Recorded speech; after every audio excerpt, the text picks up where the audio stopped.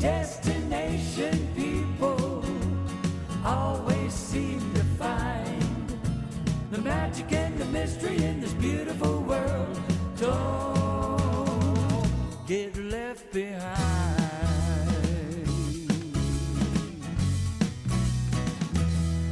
Welcome everybody, I'm Tom Anderson and this is our 10th webinar on Wednesday with Destinations Together. As always, a warm welcome to our Zoom listeners and cruise line executives that are tuning in. It's hard to find good news these days, especially in the travel and tourism sector. But there are a few pertinent stories of the week. As the US reopens, new COVID cases are dramatically increasing, especially in the Sunbelt states, including California, Arizona, Texas, and Florida. Last week, CLIA announced the voluntary suspension of cruise operations until September 15th. And the Spanish cruise operator Pullman Tour, partly owned by Royal Caribbean, filed for bankruptcy reorganization. On a positive note, some cruises are likely to soon start in Europe. However, the broader cruise industry is still in disarray. The industry must use innovation to step forward and reimagine the cruise experience of the future. A logical and systemic plan was recently spelled out by Bruce Nuremberg in his blueprint for a healthy cruise industry. Nevertheless, once the vaccine is found, the resilient cruise industry will certainly return, providing dream vacations for tourists around the globe.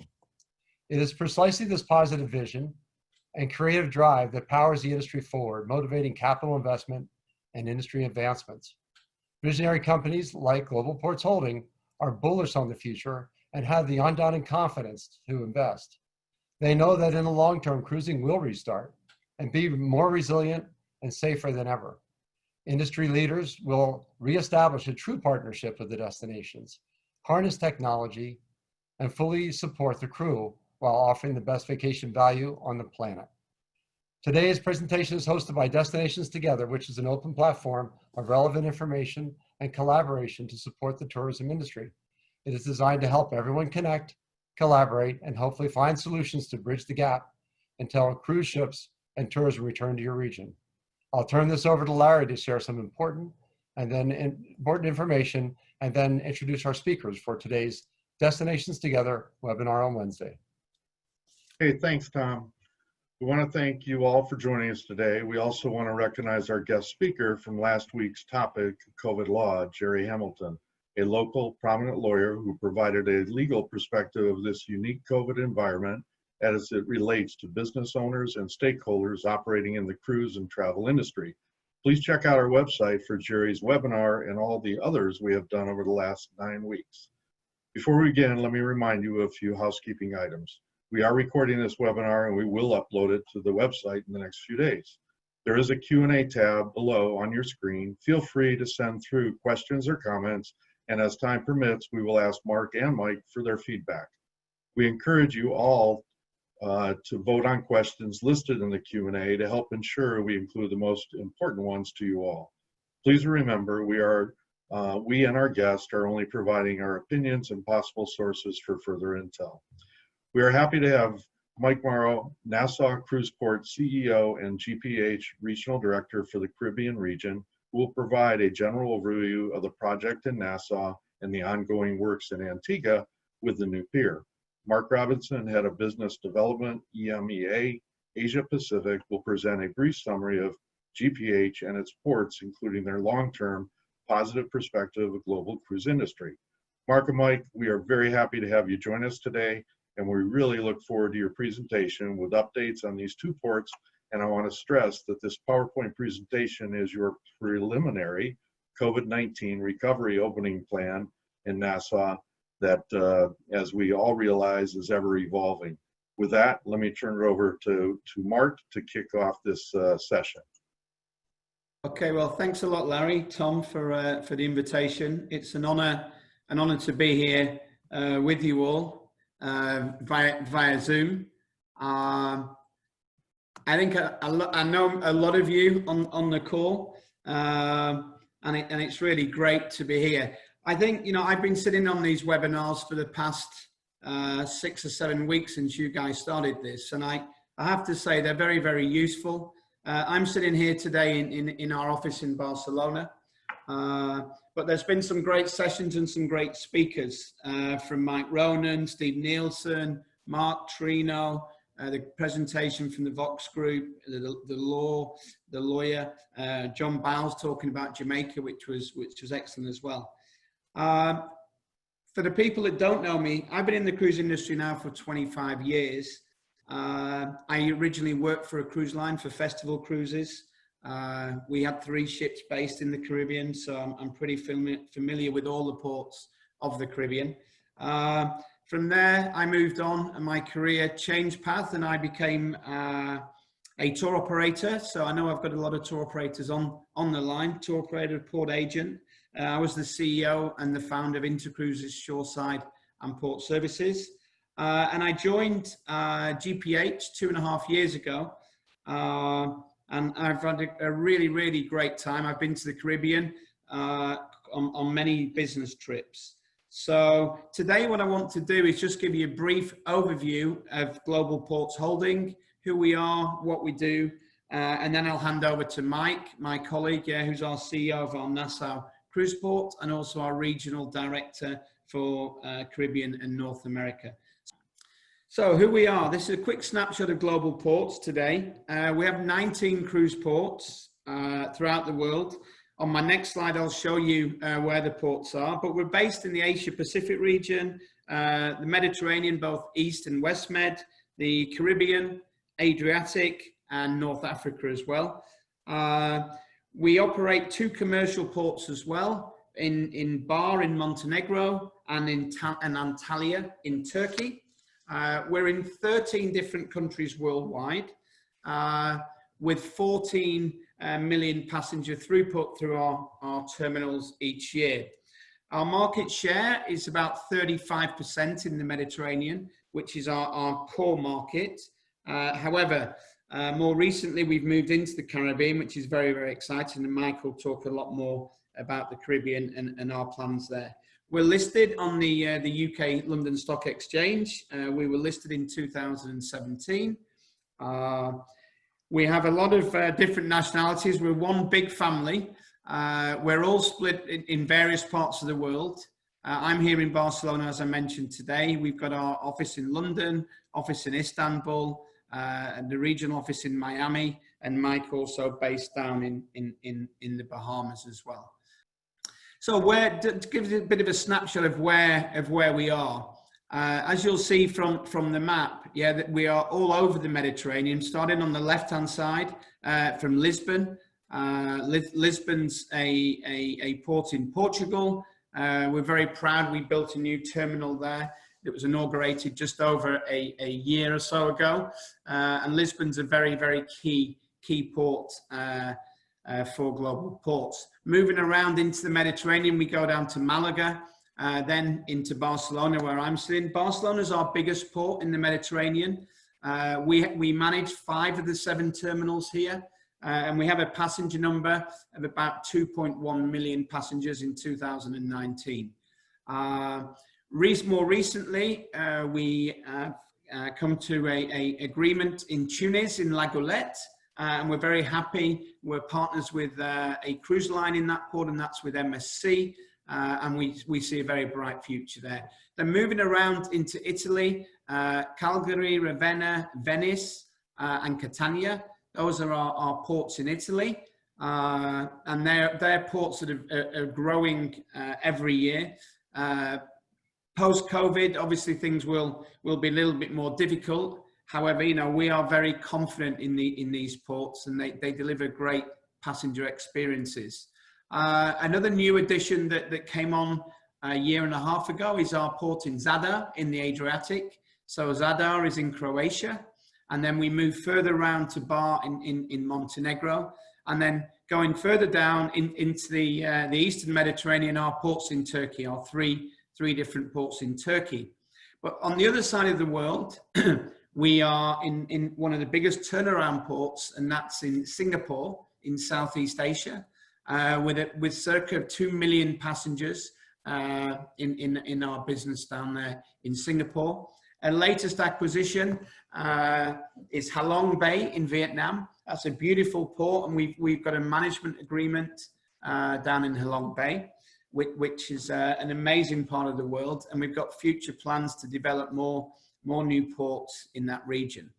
Moving to closer to home for most of the people who are on today's call, looking at the Caribbean.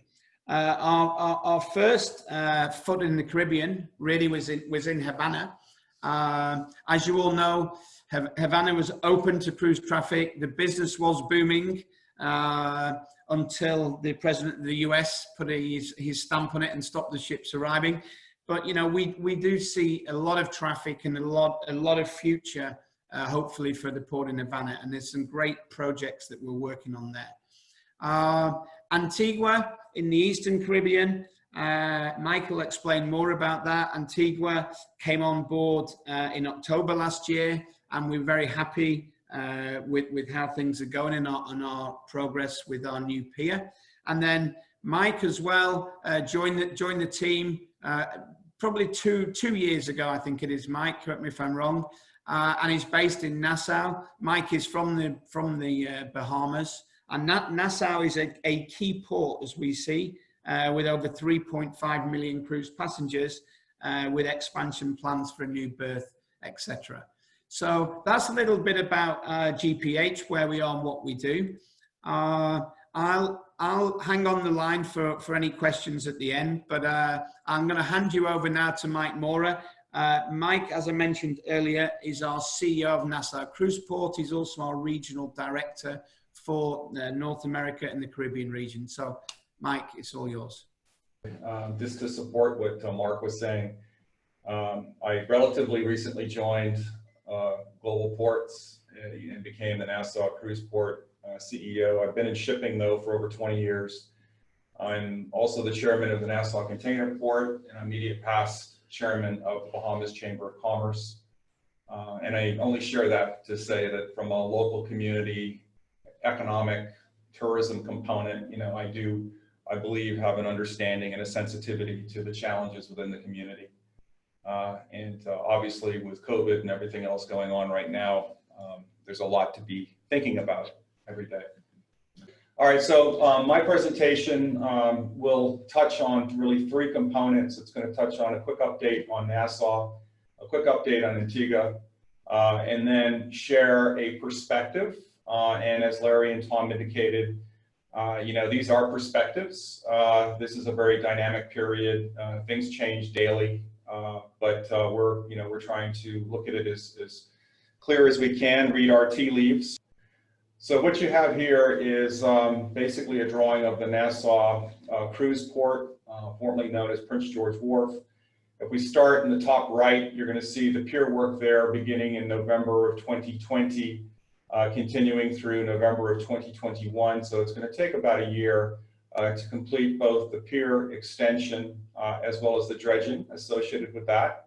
And the plan is that after all these works are completed, we would be able to handle 3 Oasis class ships, but a total of 6 vessels. So that is something that we're very excited about. If you look at the mid-right portion of the screen where it says East Marina, a big part of the cruise tourism industry are the marine excursions. And so that East Marina is intended to support the pre-sold tours that are going to the likes of Blue Lagoon and other marine experiences that happen in and around New Providence. If you look at the green line, that is what today is Berth 16.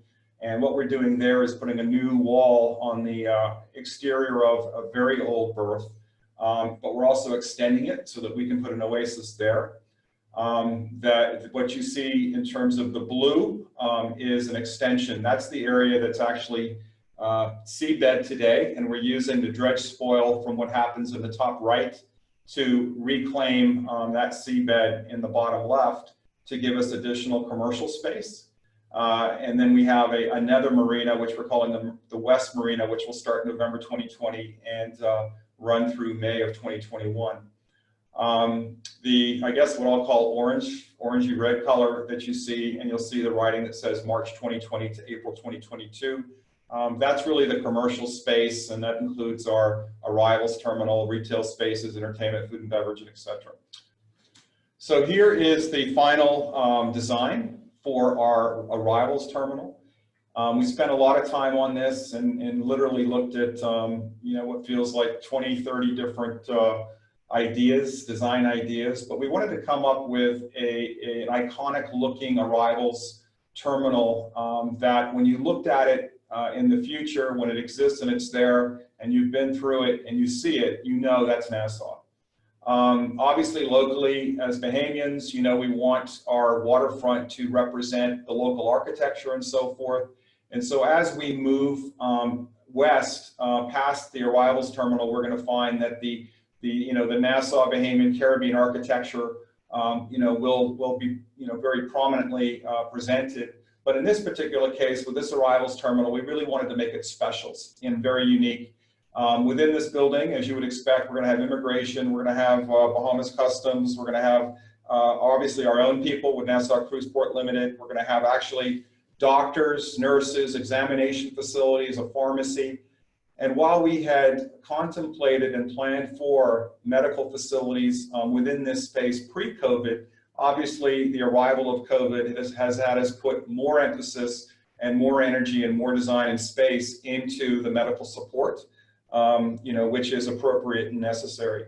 The other thing we're doing is putting in a pretty substantial police presence within the terminal as well. And there's another rendering that we're going to show that has the full design of the area.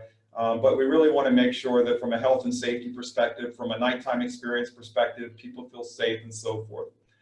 The building that you see in the foreground is actually a Junkanoo experience museum. And Junkanoo is something that as Bahamians, we are very, very proud and passionate about.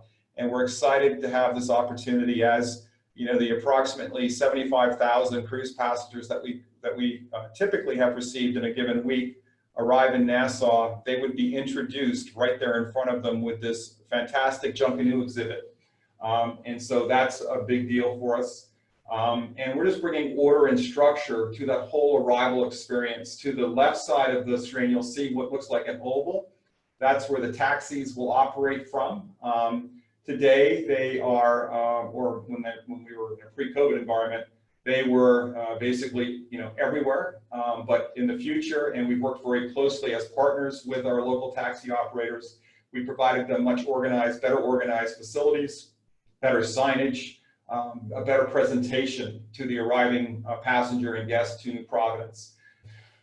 All right, so this is the rendering of the landside improvements that we're making. And to the right side of the screen, obviously that is a look down onto the arrivals terminal that we just were describing.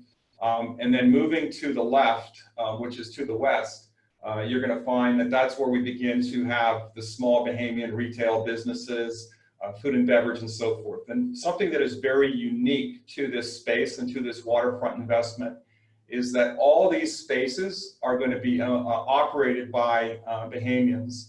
And the other thing is that the product mix that's going to be offered to our visitors and to residents alike are going to have a very strong Bahamian influence, whether it's something that is uniquely Bahamian, something that is actually made with Bahamian ingredients, whether it's carvings, whether it's art, whether it's, whatever it happens to be, straw work, or elements that have been manipulated and improved upon to offer something that is creativity, very uniquely Bahamian, but all that will happen within this space. And we've taken this position of making this authentically Bahamian because what we want to do is we want to complement the downtown commercial sector, downtown Nassau. We do not want this investment to compete with downtown. We want it to elevate downtown. We want it to add to the destination, create more excitement, better experiences, so that when people come off the ship, those tourists come off the ship, as well as we want to encourage people from Atlantis, people from Baha Mar, Bahamians like myself to come downtown and experience the waterfront, experience the excitement of the Nassau Cruise Port waterfront, but also to actively participate in those Bay Street merchants that have been in business down there for in many cases, 50, 60, 70 years. So this truly is a partnership. It's a bridging of the waterfront with downtown and with Bay Street. And there's a tremendous amount of support that we have from the local community because they realize that this is truly a catalyst for the renovation of downtown. And so we're very, very, very excited about that. So now we'll move to Antigua. And the Antigua project is equally very, very exciting. This particular project is looking at pier expansions, creating more capacity for vessels. Antigua has historically enjoyed about 775,000 passengers annually. And with the investments that we're making in the additional bulkhead, the additional pier for the Oasis class, we see ourselves and really, that the city of St. John, the area of St. John, and in Antigua benefiting from this investment to where, they're going to receive over 1 million passengers.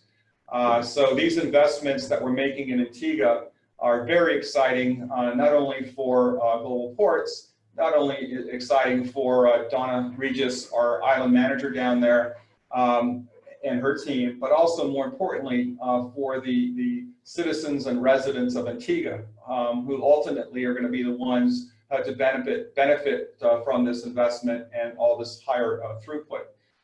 The Marine Works have a project value of about $50 million. We expect the Marine Works to all be completed this year. And we're very excited in that in our discussions with RCCL, we expect there to be a test call by an Oasis class sometime in November of this year, just to make sure everything's working perfectly and we've been able to cross the T's and dot the I's from a Marine Works perspective. So this gives you an overview of the works that are underway. And so, it's pretty self-explanatory, but you see the bulkhead improvements there, basically sitting center on the page. And then as you move to the left, you see the new pier. And then you see a boardwalk, which basically ties these new pier investments and bulkhead investments to Heritage Key and to Redcliffe Key as well, so that these arriving cruise passengers have an opportunity to interface directly with more people from Antigua and from these local businesses. Next slide, please. So again, these are the obviously photographs which would show, the one on the left basically shows you the boardwalk which is being constructed, which ties in, as I mentioned, the new pier over to Heritage and to Redcliffe. And then on the right side, you see the images of the Marine Works that are happening for the bulkhead and for the new pier. So this next, and sorry, one other point I should have mentioned in Antigua is outside of the Marine Works, what we're also going to be doing is in the few years ahead, obviously we have to get past COVID, but what we do plan is additional commercial investments in the area around the new bulkhead so that additional local businesses can be developed and participate even to a greater extent in this additional passenger throughput. So this particular area, what we're starting now in this part of the presentation is taking a look at the stress that the cruise industry continues to be under, these difficult times, the uncertainty. And as a very significant partner in the cruise industry, and we look at ourselves as, if you will, part of that bridge that basically ties the cruise industry, being the cruise ships themselves, with the local community. And we feel that way, obviously, because we operate ports. And so what we're trying to do is listen. We're trying to listen very carefully to our partners, the cruise lines. We're trying to listen very carefully to our partners, the local merchants, the stakeholders, the tour operators, and the governments. And we're trying to play a responsible part in terms of how we work together to see, a swift but responsible and careful return of the cruise industry to these local communities, which are so important to the industry.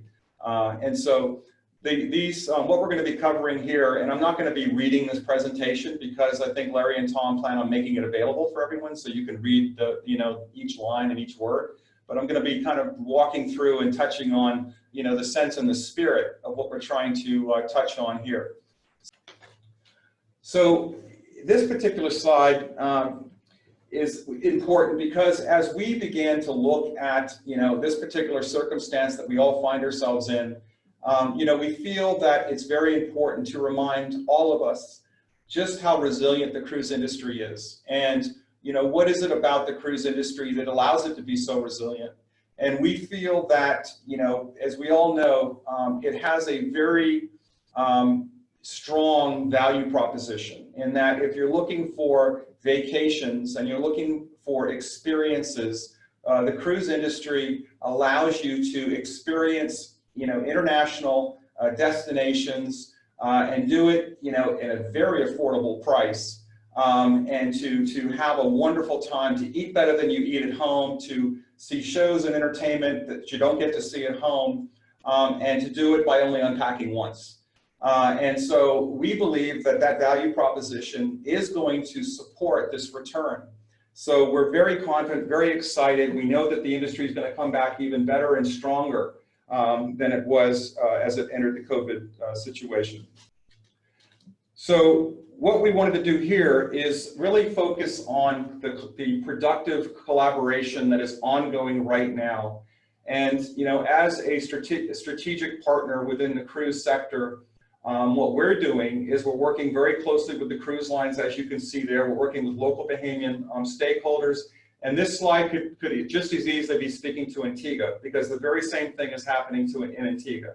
We're monitoring what the World Health Organization is saying. We're listening closely to what the CDC is saying. And we do appreciate that there's still a lot more dialogue that has to happen between the cruise industry and the CDC. But the point is that we're listening, and the cruise industry is listening, and the governments are listening. And for us, it's not just about what the CDC says, notwithstanding the fact that what they say is very, very significant, but it's also about what local government says, and it's also about what the local community says. And it's also very much about what the cruise lines are saying. And so we are bringing all that together, working with everybody as partners, so that as this industry recovers and rebounds, every step is on solid ground. So here again, as I mentioned, I'm not going to cover, every sentence, every line, but again, with the purpose of really emphasizing that the cruise industry historically has done more than most, if not all, other travel-related sectors. We really felt that it was important. And as we all know, the cruise industry has a very strong relationship with the CDC in terms of a reporting perspective. And they really work hard. They invest incredible sums of money, make serious and very expensive commitments in the way of health and safety on board their vessels and through their terminals. We obviously do the same thing at our ports. But what they're doing is, what they're looking at in terms of pre-screening for cruise passengers that are looking to take a cruise, what they're doing to bring confidence to not only to themselves as cruise operators, but to the local governments where these passengers will be disembarking and having wonderful experiences. But it's about making sure that you've got healthy passengers boarding the ship, that you've got healthy crew boarding the ship and working the ship, and keeping everybody healthy and keeping everybody safe. And as cruise port operators, we are an extension of that health and safety responsibility. And so we're doing the very same things here at home. The other thing that we all know about is the cruise industry is spending considerable sums improving and enhancing the medical resources and facilities on board their vessels. So because the fact is, humans get sick, we get sick, passengers get sick, airline passengers get sick, hotel guests get sick, people are gonna get sick.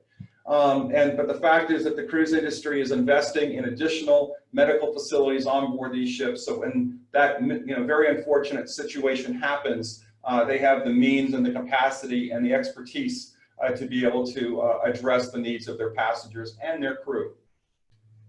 So, as we've been talking about the responsibility that Global Ports has in terms of making sure that our ports are safe and that we're doing all we can, if I could just use Nassau Cruise Port as an example of what we're doing in other ports. And, we take health and safety very, very seriously. Obviously, we've developed our own health and safety plan.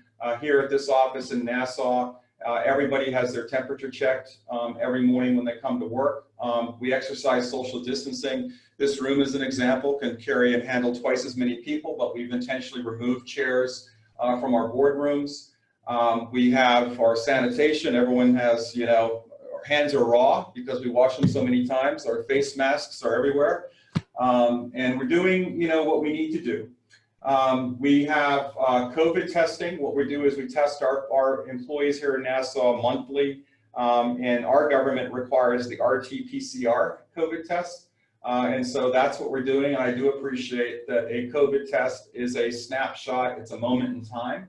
But still, to test your employees every month is probably more than most people are being tested. But we feel that, we have that obligation to, our staff, and we also, we want the community to look at us and recognize that this extension of the cruise industry is taking health and safety very seriously and doing more than they do. And so that's a very important part for us. Just to touch on what's happening in the Bahamas, you would have read, I'm sure, that the Bahamas is opening up to international air travel in July 1.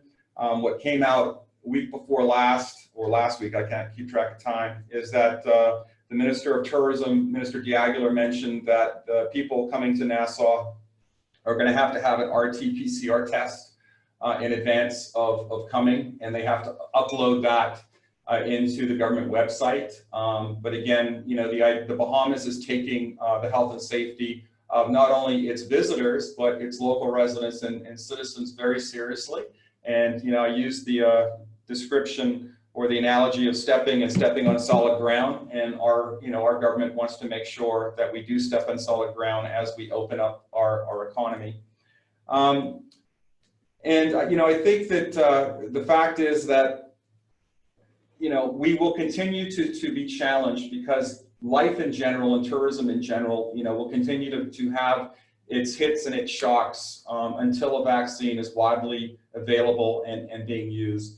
And so we are working daily in close contact with local governments. And again, the same can be said for Antigua, and the same can be said for our other ports throughout the world. And we're making sure that we understand what the governments are thinking, what they're looking at. We're also advising, as we have been doing here in Nassau. And we're working closely with our cruise industry partners, whether they're tour operators or whether they're cruise lines. So, again, the solution lies in collaboration. So, a part of our, focus in our communication with our tour partners and our local partners on the ground here in Nassau is we felt it important to provide, a degree of clarification. There's been so much information over the last 90 days, so much to read, so much to think about, so difficult to determine, what really works and what doesn't work. And I'm sure we'll continue to learn. But for the moment, this is kind of our perspective on this. And, when we first started this journey, like everybody, like you, 90 days ago, 2.5 months ago, the hot topic was, thermal scanners. And everyone's got to have one and they got to be everywhere. And the reality after doing homework and after, research and after, more importantly, listening and dialogue and talking to the cruise lines and so forth, the fact is that these thermal scanners, for the most part, are reading surface temperature of the skin. And, I can't speak for your experience, but in our experience here in Nassau, when these cruise passengers disembark, many of them stop for 10 or 15 minutes and take pictures by the Welcome to the Bahamas sign or whatever, or they take a picture of their ship because it's the first time they've actually been ground level looking up at this monster, or they're looking at town. And so they're spending time outside, in 90+ degree temperature. And the idea that we would then be, using thermal temperature screening technology to screen, we would probably have half the people coming up with false positives. So again, through our discussions with cruise lines specifically, and with the investments that they're making on board their ships, they're going to be monitoring those cruise passengers as they go in and out of every dining room, throughout, going into the ballrooms, going into the bars, whatever it is they're doing, wherever they're moving. And when they're more importantly, when they're disembarking in a destination, based off the conversations that we have had, they're going to be taking temperatures. So what better point to take a passenger's temperature than to do it in a controlled environment, and at the time they're actually just about to take a step at the destination. So what we've done is we've said, you know what, That's good enough for us. We've also talked with local government here in Nassau. We've talked to some of the cruise lines, and what they're going to be doing is sharing that temperature reading information, you know, with the local port health officers, so that they have the confidence and comfort to know that, you know, we don't have cruise passengers disembarking with high temperatures and so forth. So again, it just speaks to collaboration and also responsible investments. I would say you know, we've already talked about the scanning that we're doing, and again, just working as partners.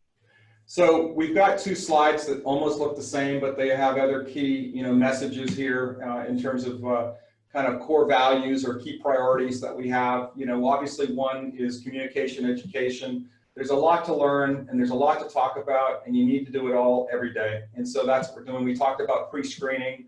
We talked about social distancing. And, you know, this is really truly is about a new behavior and a new culture. And it's something that has to be reinforced every single day. We've gone a little crazy here in our office. We've actually put mirrors up because people forget. You get caught up in the workday. You forget you don't have your mask on, and you leave a room, and you know, and there is a mirror, and it says, you know, turn around, idiot, and go get your mask. So you know, we're doing that, but we're really taking it seriously. And again, it's about changing behaviors, and so that you do become, you know, a more responsible citizen throughout this very uncertain time. So again, you know, a continuation of what we had before, really, which is cleaning, disinfecting. You know, as an example here in Nassau, after we finish in this meeting that we have right here in our boardroom, as part of our policy, no one else can come into this room until this room is sanitized. And so that is the process that we have. And then, you know, working with the cruise lines in terms of pre and post ship calls, again, making sure that we're doing what we can do to support a sanitized port facility, and then response. And the next slide is going to speak to actually something the CDC came up with, which is what we're using. So the CDC came up with this 5-step process: inform, isolate, trace, clean, and report. We are and have been building SOPs around each of these steps so that we build them into the way we operate here. Our safety manager, health and safety manager, is also conducting tabletop exercises, because it's one thing to have something written and documented someplace. It's another thing to have it incorporated into the way you respond. And so that is something that we're doing. And again, as we've already talked about in terms of what we're doing in terms of our PCR, RT-PCR COVID testing of staff and so forth, you know, maintaining a log of every single person that comes to our office, that visits us, so that, you know, we can support contact tracing and so forth. But again, the real point here is obviously that we take health and safety very seriously. And again, you know, what we're trying to do here is use chemicals that achieve the objective in terms of sanitizing, but also to do it in an environmentally responsible way. So we've gone to the CDC website, which has, you know, that's been influenced by the EPA. So that we're not, you know, in the process of cleaning our rooms and cleaning our facilities, we're not destroying the environment, because you don't have to destroy the environment in order to achieve a clean and sanitized facility. And so that's something we're looking at. But what we wanted to do is also select products that, should we be audited by some type of international entity or agency out of the US as an example, that they would be familiar with the products that we're using. This is probably going to be a slide that's very interesting to everybody on the call. This is a slide that is very much a dynamic document. It's extremely fluid. It probably has a lot of won't end up doing information in it, to be honest with you, because today there is no defined expectation from the CDC in terms of what the cruise lines are expected to do. So this slide is a perspective, if I could call it a perspective. And it's you know, what we see based off the information that we're hearing, information that we're seeing. When we consider the tremendous stress that the cruise industry has undergone in terms of what's happened to cruise lines, how close they've come to going out of business, what they've had to do to stay in business, just the mindset that the cruise line is going to have that day they do sail. all that work they put into pre-screening their passengers and pre-screening their crew, only to have that ship land in a destination on that first day. So what we call that first day is phase one. I don't know when it's going to start, and I don't know how long phase one would be, but there's going to be a phase one. What we think might happen is that in that first phase is that the cruise lines are going to try and control as best as possible the entire experience, obviously of the cruise passenger while on the ship, but more importantly of the cruise passenger when they get off the ship, because with all that work and time and energy that they've gone into making sure they've got a healthy passenger that originally boarded in Miami or Port Everglades or Canaveral, they're going to make sure that those passengers remain healthy at the destination.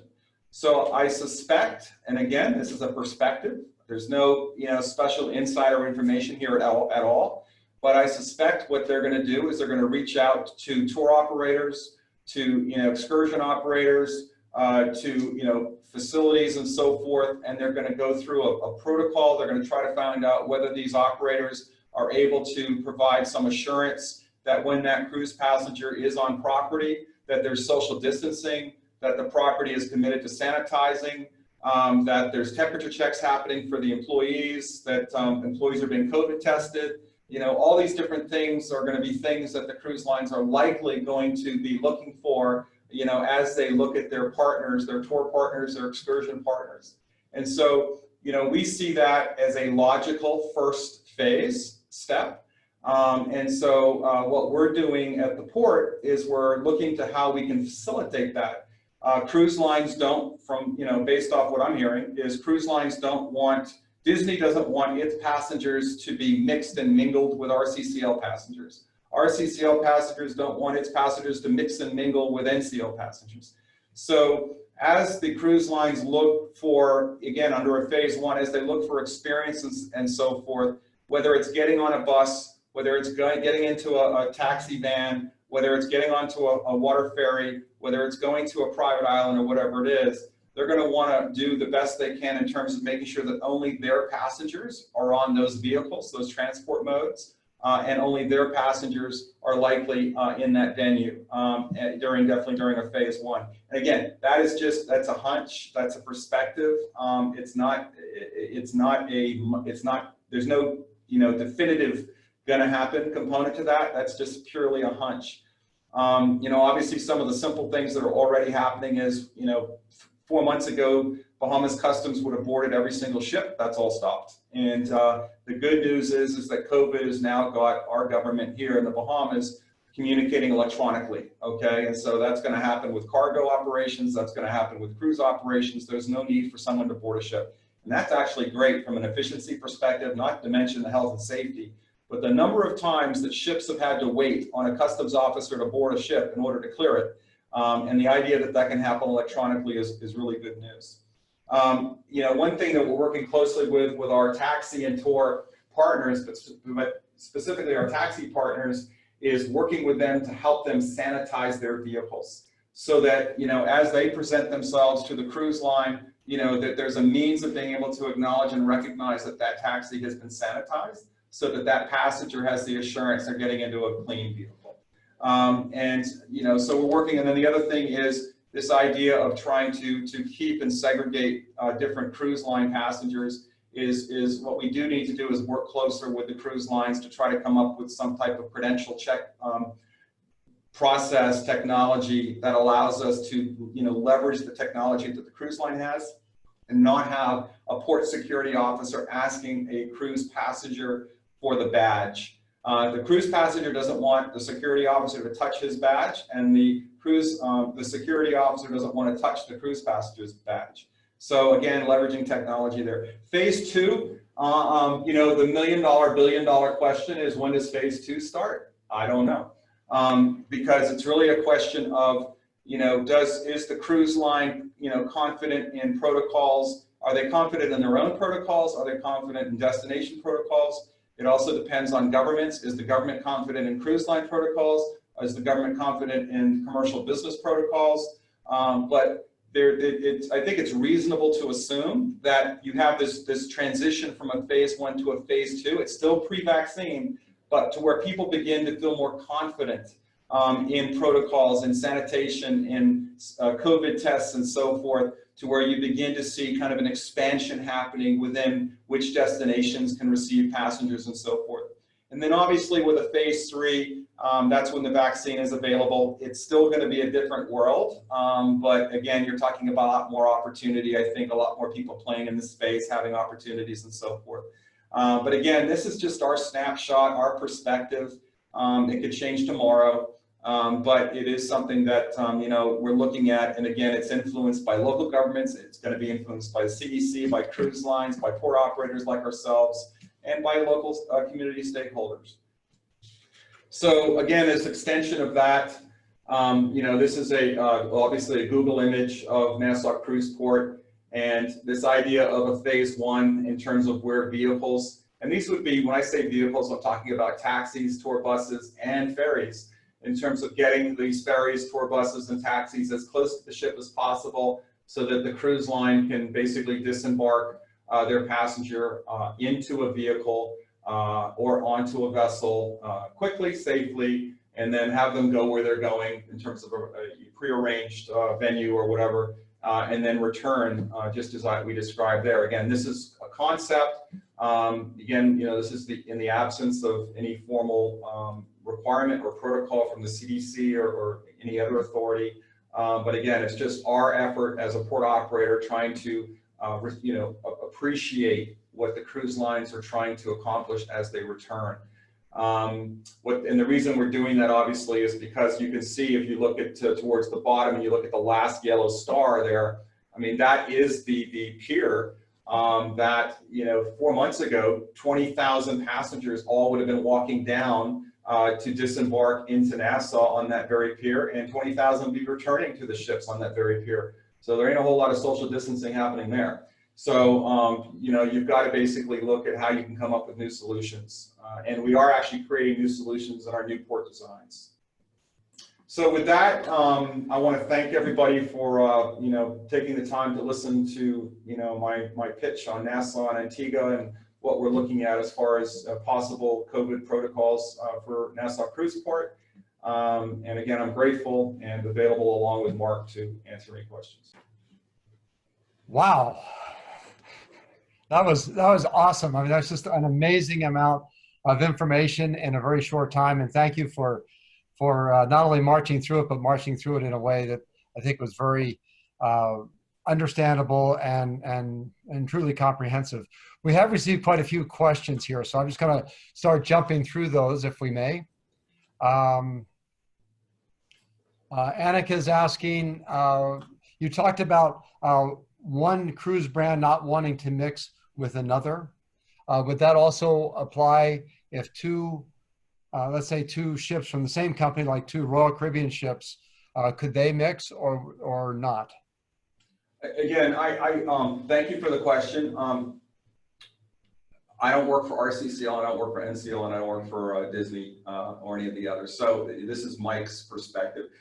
I think it's reasonable and logical to assume that if RCCL, as an example, has established comprehensive, as they have, established comprehensive protocols for the pre-screening of passengers, that I think it's reasonable to assume that they would have a degree of comfort that a RCCL passenger that had satisfied whatever the RCCL requirements are going to be, could be in the same general space as another RCCL passenger. I think an extension of your question would be like if you take a tour bus. I think it's reasonable to assume that that two competing cruise lines would not want to see their passengers on the same tour bus. But I think it's reasonable to assume that RCCL passengers could share a tour bus. Again, because of the protocols they would have, the tests that they would have, and the confidence that they would have in their systems and so forth. So I hope I answered your question. It's a good one. It's definitely a moving target, though, as we go through this. Yeah. What are the guidelines, if you can share them, for the guests meeting tour operators on the pier? I know I saw the star on the map, but what are do you have guidelines for that yet, or is that kind of a little bit too much of a detail? Yeah, we don't, and the reason we don't is because I no one's talked to me, and maybe someone, you know, of the 88 people you have on right now, and maybe somebody has better information, greater insight, maybe Mark may have. But we don't know what you know, what we do believe is there's going to be, is what I believe is that there's going to be where you can limit the amount of person-to-person contact with people outside. I think that's what they're going to be looking for. I think, you know, the fact is that we can't control everything, but I think obviously the underlying theme of all of this is control what you can. And so that's, I think, what we're trying to do here is control what we can. So, yeah, I don't know. I mean, you know what, if a cruise line were to come to us, if RCCL were to come to us, using them as an example, and if they were to say that ABC Tour Company, we have no issue with them being at our gangway, you know, and provided that that ABC Tour Company had satisfied our port's requirements in terms of sanitation of vehicles and stuff like that, we wouldn't likely have any difficulty in ABC Tour Company being at the gangway. But that said, if the cruise line says we do not want ABC Tour Company to be at the gangway, irrespective of what we have said, you know, we're not going to put anybody at the gangway that the cruise line is not comfortable, you know, having at the gangway. Right. That makes sense. I think, Tom, just to pick up on those points, here in Europe and Asia as well, you know, this is a topic that we're constantly being asked. And, you know, just to back up what Mike has said, you know, the rest of the ports are doing exactly the same with all our protocols of social distancing. We've also got two separate teams working on transit ports, because Mike is a transit port. Antigua, they don't have turnarounds, yeah? And then we've got to think about our other ports, which are big turnaround ports, Barcelona, Venice, Singapore. So, you know, there's a lot of thought and a lot of work going on with our GMs and our regional directors, working with the local authorities, with the cruise lines, with the regional health authorities, and then the national health authorities. Because what we're seeing in Europe, you know, that Europe started opening up the last 2 weeks. So, you know, Germany started opening its borders, Spain opened the borders here on the 21st. So on Monday, we're allowed now to travel in and out. So there's a lot of moving parts and different things, but we are working closely with everybody. And I think it's fair to mention, you know, we're working closely with CLIA, with FCCA, with MedCruise and the other associations as well, to stay on top of it. And it's just all about collaboration. And I think the important word is communication as well. Right. It's so critical. Of course, we see that here, particularly with, you know, being United States centric, with CDC and how they're communicating and what the status is there. Just looking at a more international view, recognizing the confidence that GPH has in the long-term market of cruise, are you looking at any new ports to partner with, whether it's in this region or internationally, Asia? Yeah, I'll take that, and maybe Mike can speak for that part of the world as well. We're always looking at new things. Yeah, you know, we started in this business in 2004. We've grown substantially in the last 2 or 3 years, adding new ports, and our plan is to keep adding new ports where it makes sense for us, and to partner local governments, authorities, whether that's been in a concession agreement or a management agreement. So to answer your question, Tom, yeah, we are looking in various areas. Asia Pacific region, you know, we just took on the new port in Halong Bay there. We've got some other projects in Asia Pacific. Closer to home for me here in Europe, you know, we've got some other plans as well, which we're moving ahead with. So we haven't stopped our pipeline, yeah, and we are still talking. We're open to talk as well. And I think Mike as well, maybe you want to pick up on some in the Caribbean, no? Yeah, Mark. Yeah, so I would agree. I agree with Mark. Obviously, I think, you know, for us, a month ago, we went to market here in Nassau, and at a time, you know, we don't have to talk about, you know, what COVID has meant to the industry and what COVID has meant to general economies, what COVID has meant to so many things. But the fact is, we raised $150 million a month ago, you know, as part of our project here in Nassau, you know, and we did it at, you know, at a crazy time. And I think that, what that says is, number one, is it says that the local community recognizes the significance and the value of the cruise industry. It says that the local community has the confidence that Global is going to step in with the right expertise, that it's going to come to the table with partnerships, that's going to work with locals. I'm Bahamian, as an example. The entire team here in Nassau is Bahamian.